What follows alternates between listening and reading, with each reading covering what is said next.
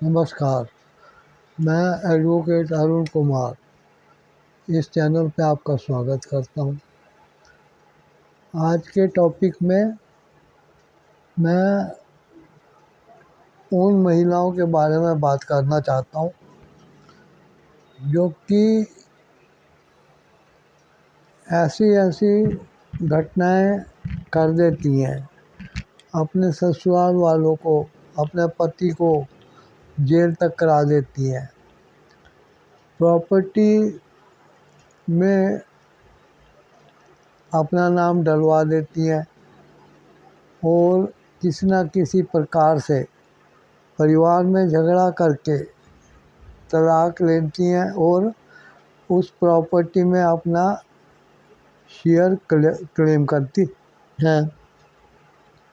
ये सब इसलिए है क्योंकि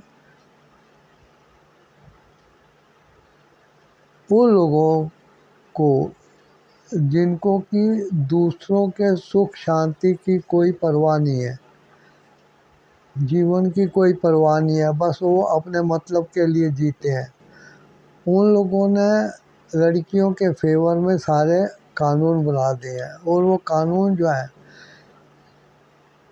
वैसी हैं जैसे कि कानून की जो देवी की मूर्ति है जो तराजू लेके खड़ी है, उसके आँख पे पट्टी बंधी हुई है। ठीक है, अब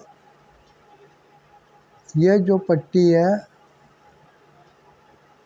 वो बांध के लोग ये नहीं देखते कि महिला की गलती है या पुरुष की। नमस्कार, मैं एडवोकेट अरुण कुमार इस चैनल पे आपका स्वागत करता हूँ। आज के टॉपिक में मैं उन महिलाओं के बारे में बात करना चाहता हूँ जो कि ऐसी ऐसी घटनाएं कर देती हैं, अपने ससुराल वालों को, अपने पति को जेल तक करा देती हैं, प्रॉपर्टी में अपना नाम डलवा देती हैं और किसी न किसी प्रकार से परिवार में झगड़ा करके तलाक लेती हैं और उस प्रॉपर्टी में अपना शेयर क्लेम करती हैं। ये सब इसलिए है क्योंकि वो लोगों को जिनको कि दूसरों के सुख शांति की कोई परवाह नहीं है, जीवन की कोई परवाह नहीं है, बस वो अपने मतलब के लिए जीते हैं। उन लोगों ने लड़कियों के फेवर में सारे कानून बना दिए हैं और वो कानून जो है वैसी हैं जैसे कि कानून की जो देवी की मूर्ति है जो तराजू लेके खड़ी है, उसके आँख पे पट्टी बंधी हुई है। ठीक है, अब ये जो पट्टी है वो बांध के लोग ये नहीं देखते कि महिला की गलती है या पुरुष की। कानून में ऐसे प्राविधान है कि हमेशा पीड़ित ही माना जाता है महिला को। महिला के साथ ही घरेलू हिंसा की कल्पना की जाती है, जबकि आजकल की पढ़ी लिखी लड़कियां और वो अपनी सैलरी की तुलना में अगर पति की सैलरी कम है तो उसको पति बनाने से हिचकती हैं और एक महिला जो हाउस वाइफ है उसके सारे खर्चे पति अपनी तनख्वाह से उठाने को हरदम तैयार रहता है, क्योंकि यही हमारे सनातन धर्म संस्कृति में सिखाया गया। लेकिन आजकल जबकि विदेशी पढ़ाई लिखाई, संस्कृति और समाज का ताना बाना व्यवहार, शादी ब्याह के तरीके, तलाक के तरीके हमारे देश में भी विकसित हो गए हैं। तो उसकी चकाचौंध में लड़कियां अब सोचती हैं कि उनको खुली छूट मिल गई है, तभी तो वो अपने शरीर को ढक के नहीं रखती हैं, कम से कम कपड़े डाल के निकलती हैं। अब उसके ससुराल में जो उसके ससुर हैं, सास हैं या जेठ वगैरह हैं, जेठानी हैं, बड़े हैं, वो ये कहते हैं कि हमारे परिवार की ऐसी कोई मतलब व्यवस्था नहीं है कि हम ऐसे कपड़े पहनने दें, इसलिए तुम ये मत पहना करो। तो बस उसको इतना कहना भी घरेलू हिंसा की तरह लगता है। उसे पता है कानून घरेलू हिंसा के ऊपर बहुत सख्त है। वो अपने ससुराल वालों पर दहेज का झूठा आरोप लगा देगी कि बार बार दहेज मांगते हैं, विचार नहीं मिलते पति पत्नी के, ये ग्राउंड होते हैं डाइवोर्स लेने के, और अपनी मनमानी करना चाहती हैं। अब बताओ, पुरुषों को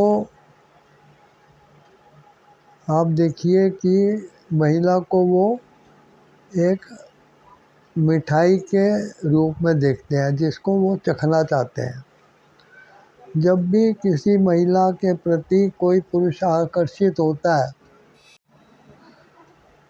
तो उसके मन में सेक्स का ही विचार आता है, बिस्तर का ध्यान आता है। कोई ये नहीं सोचता कि वो महिला बहुत सुंदर है, उसको वो अपनी बहन बनवा ले। ठीक है, इस चीज़ को समझता नहीं है समाज। और समाज भी यदि कोई महिलाओं को अपने दायरे में रहने के लिए कहे, साड़ी सलवार कमीज वगैरह डालने के लिए कहे, तो ये नारी की स्वतंत्रता पर आघात बना के पेश किया जाता है। क्योंकि एक हलवाई अपनी मिठाई को फ्रीजर वाले सुंदर से शोकेस में संभाल के रखता है, क्योंकि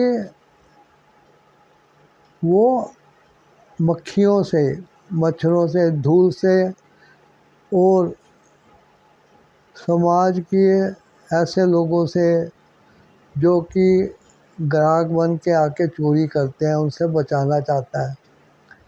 ये नहीं है कि उसने मिठाई को बंधन में रखा हुआ है।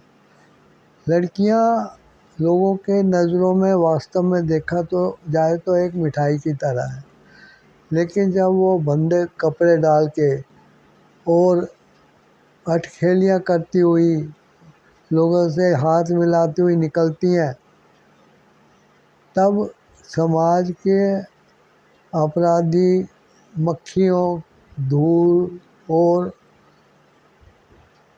मच्छरों की तरह उन पे मंडराने लगते हैं। तब उनको देखकर लोग ये सोचते हैं कि ये इस टाइम अपने परिवार से दूर है और उनका कुछ नहीं बिगाड़ सकते। दबंग लोग तो कार रोक के लड़की को उठा के कार में दबोच लेते हैं और ले जाते हैं। बाद में पता लगता है कि पुराने नहर में, नदी में, नाले में, जंगल में एक या सूटकेस में किसी महिला की लाश पड़ी है। अब ये महिला जो इस तरीके से घूम रही थी, उसकी क्या इज्जत रही। माँ बाप लड़की का रिश्ता ठोक बजा के करते हैं, कभी भी वो आंखें मूंद के किसी भी रिश्ते के लिए हाँ नहीं करते। यदि लड़की किसी लड़के को पसंद करती है और उससे विवाह करना चाहती है, तब भी उसके चाहत को एक तरफ रख के माँ बाप पहले कुरेद के उस लड़के के चरित्र को, उसके सोशल स्टेटस को, उसकी नौकरी को, उसकी पढ़ाई लिखाई को, और वो किस परिवार से, कैसे संस्कार वाले परिवार से संबंधित है, ये जांच परख करते हैं।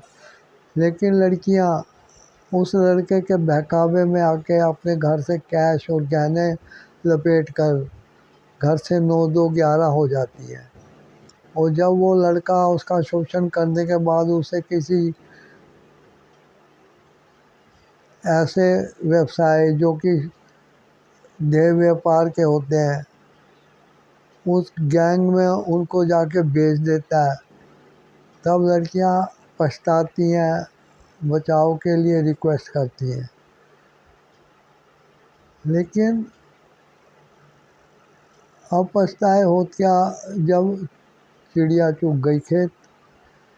मैं तो कहता हूँ कि कानून को ऐसी लड़कियों का बचाव नहीं करना चाहिए, उसको उस कोठे से, उस बाज़ार से छुड़ा के वापस नहीं लाना चाहिए, क्योंकि अब वो समाज में एक दाग लगी हुई लड़की है जो कि अपने परिवार को भी बदनाम करती है। लोग परिवार पे भी उंगलियां उठाते हैं। आप जब भी रिश्ता करें तो किसी के बहकावे में ना आए। आजकल कुछ चालाक लड़कियां हर, खासकर डाइवोर्स वाली, हर बात पे हाँ जी ऐसे ही करूँगी, हाँ जी मुझे कोई ज़रूरत नहीं है, हाँ जी जैसा घर में चलता है वैसे ही करूँगी, नहीं नहीं मैं शिकायत का मौका नहीं दूँगी, एक बार रिश्ता कर लो। और रिश्ते के बाद वो अपने हस्बैंड से कहती हैं कि चलो नोएडा जाके फ्लैट में रहेंगे। तो आप लोग यदि रिश्ता तलाश रहे हैं तो कृपया सावधानी से काम करें। आप इस चैनल को सब्सक्राइब करें, वीडियो को लाइक करें, शेयर करें और कमेंट द्वारा अपने विचार भी ज़रूर बताएं। क्या पुरुष आयोग होना बहुत ज़रूरी है? क्योंकि उसके बिना पुरुष निरपराधी सिद्ध नहीं हो पाते।